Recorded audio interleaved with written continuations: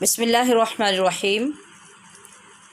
شوال کے روزوں کے متعلق سوال کیا گیا ہے کہ ان کے رکھنے کا طریقہ کیا ہے اور حکم کیا ہے۔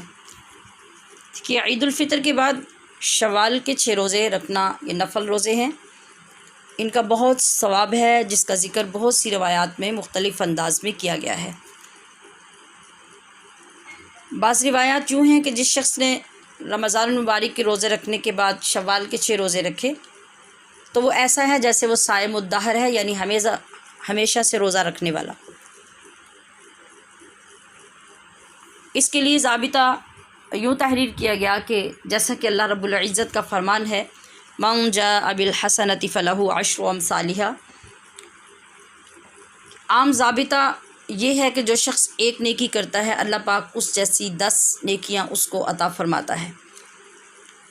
تو جو شخص ایک ماہ کے 29 یا 30 روزے رکھتا ہے، اگر اس ضابطے کے مطابق اللہ کریم سے ثواب کا وہ حسن ظن رکھا جائے تو پھر 300 نیکی عام طور پہ اس بندے کے حق میں جاری کی جائے گی، اور اگر 6 روزے وہ بعد میں رکھتا ہے تو 60 نیکیاں اس کی جمع کی جائیں تو اسلامی مہینوں کی تعداد کے مطابق تقریباً 1 سال کی تعداد بن جاتی ہے، یعنی 360۔ تو اللہ پاک سے یہ امید کی جاتی ہے کہ وہ پورے سال کے روزوں کا ثواب عطا فرمائے۔ کسی مقام پہ یوں لکھا ہے کہ 2 سال کے روزوں کا ثواب اللہ پاک صرف یہ 6 روزے رکھنے پر عطا فرماتا ہے۔ تو بہرکیف ثواب جتنا بھی ہو، اللہ تعالیٰ جل شانہ نے یہ ضرور فرمایا ہے کہ جب انسان اپنے فرائض و واجبات ادا کرنے کے بعد نفل عبادت سے میرا قرب چاہتا ہے، میرے قریب ہوتا ہے اور میری عبادت پیش کرتا ہے جس میں اس کی محبت ہوتی ہے، تو یقیناً وہ میرا بے انتہا قرب حاصل کر لیتا ہے۔ اب یہاں وضاحت طلب بات یہ ہے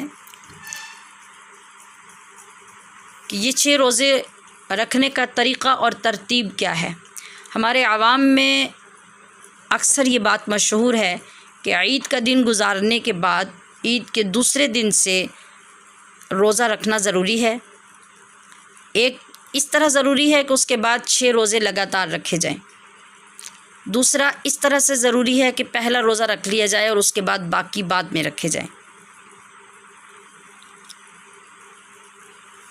تو یاد رکھیے کہ علماء کرام کے نزدیک یا جتنی کتب میں ان روزوں کا ذکر کیا گیا ہے، احادیث مبارکہ میں بھی، تو کسی جگہ پر یہ ترتیب وارد نہیں ہوئی، صرف شوال کے 6 روزوں کا ذکر ہے۔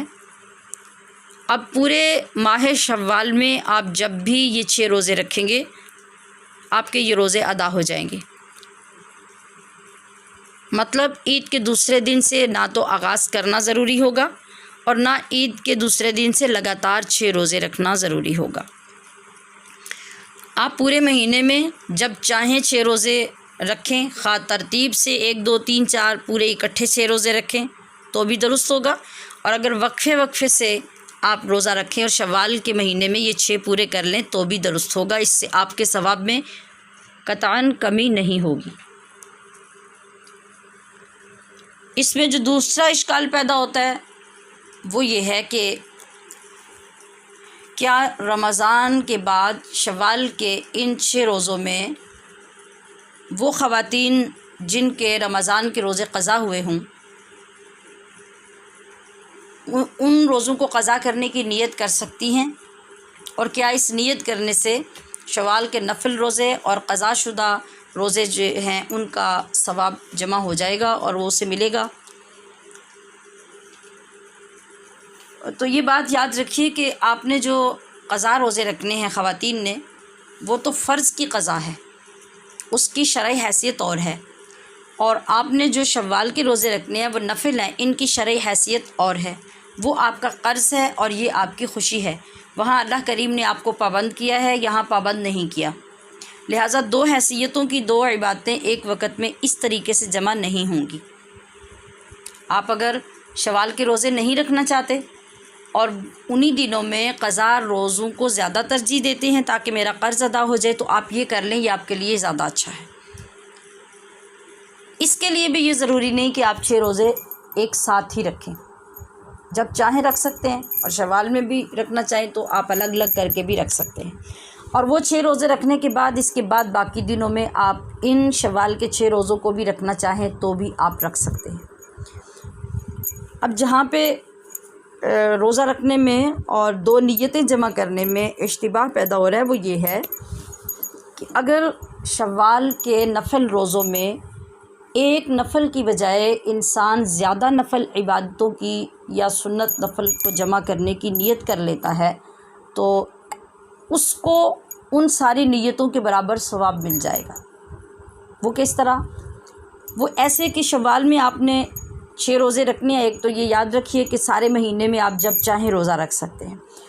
دوسرے، آپ شوال کے ان مخصوص 6 روزوں کے ساتھ اگر یوں نیت کر لیں کہ جیسے جمعرات ہے تو آپ یہ نیت کریں کہ میں شوال کا روزہ بھی رکھتی ہوں، اور جو جمعرات کو نبی کریم صلی اللہ علیہ وسلم کی سنت ہے، آپ سنت روزہ رکھا کرتے، میں اس کی بھی نیت کرتی ہوں۔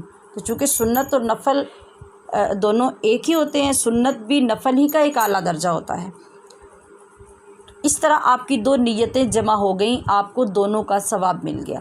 پیر کا دن آ گیا، آپ نے دیکھا کہ پیر کو روزہ رکھنا نبی کریم صلی اللہ علیہ وسلم کو بہت پسند ہے اور سنت ہے، تو آپ نے شوال کا روزہ پیر کو رکھا اور دونوں نیتیں جمع کر لیں تو آپ کو دونوں کا ثواب مل گیا۔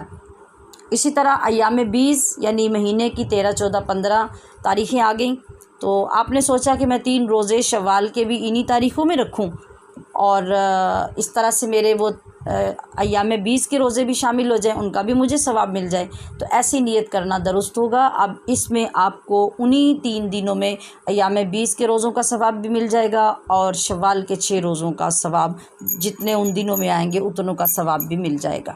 تو یہ طریقہ ہوگا، اسے درست طریقے سے سمجھ لینا چاہیے تاکہ ہماری کوئی عبادت ضائع نہ ہو، اور اس غلطی میں کہ ان دنوں میں ہمارے روزے قضا بھی ہو گئے اور یہ بھی ادا ہو گئے تو پھر وہ قرض ہمارے اوپر رہ جائے گا اور ہم گناہ گار ہوں گے۔ اسی ضمن میں یہ عرض کر دوں کہ آج تک ہماری بہت سی وہ خواتین ہیں جنہوں نے کبھی بالغ ہونے کے بعد سے اب تک چھوٹے ہوئے روزے قضا کیے ہی نہیں ہیں۔ تو اس فرق کو ملحوظ رکھ لیجئے کہ جو آپ کی ہر مہینے میں عذر کے دنوں کی نمازیں آتی ہیں، اللہ کریم نے وہ نمازیں معاف فرما دی ہیں، ان کی قضا نہیں ہے، مگر جو روزے آتے ہیں تو روزے کی قضا آپ پہ لازم ہے۔ اگر آپ نے زندگی میں یہ مسئلہ نہیں سنا تھا اور آپ کو علم نہیں تھا اور آپ نے کبھی بھی اپنے روزے قضا نہیں کیے تو پوری زندگی کے روزے آپ کے ذمے ہیں۔ اب آپ ان کو وقتاً فوقتاً جب جب آپ کو موقع ملے، جب موسم اچھا آ جائے، سردی کا موسم آ جائے، روزہ آسان ہو جائے، اس طرح سے آپ ترتیب دے کر اپنے ان قضا روزوں کو شروع کیجئے کہ آپ کے اوپر یہ اللہ کا قرض ہے اور سخت گناہ ہے، گناہ کبیرہ ہے۔ البتہ یہ آپ کے لیے قید نہیں ہوگی کہ آپ اگلا رمضان آنے سے پہلے پچھلے مکمل کریں، یا پھر 1 ماہ کے جو چھوٹے ہوئے روزے تھے 1 سال میں وہ اگلا سال آنے سے پہلے ادا ہونے ضروری ہوتے ہیں، ایسی پابندی نہیں ہے، اور بلا وجہ تاخیر کرنا بھی اچھا نہیں ہے۔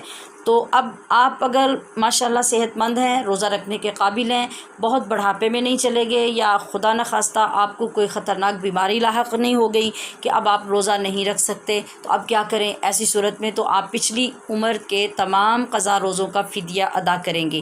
لیکن اگر آپ الحمدللہ روح بصحت ہیں اور روزہ رکھ سکتے ہیں، چلے گرمی میں نہیں تو سردی میں رکھ سکتے ہیں، لگاتار نہیں تو کبھی کبھی رکھ سکتے ہیں، تو پھر آپ کو قضا کی نیت سے فوراً ان روزوں کو ادا کرنا شروع کر دینا چاہیے۔ اللہ تبارک و تعالی ہمیں اپنے دین کی سمجھ عطا فرمائے۔ ھذا ما عندی واللہ ورسولہ اعلم بالصواب۔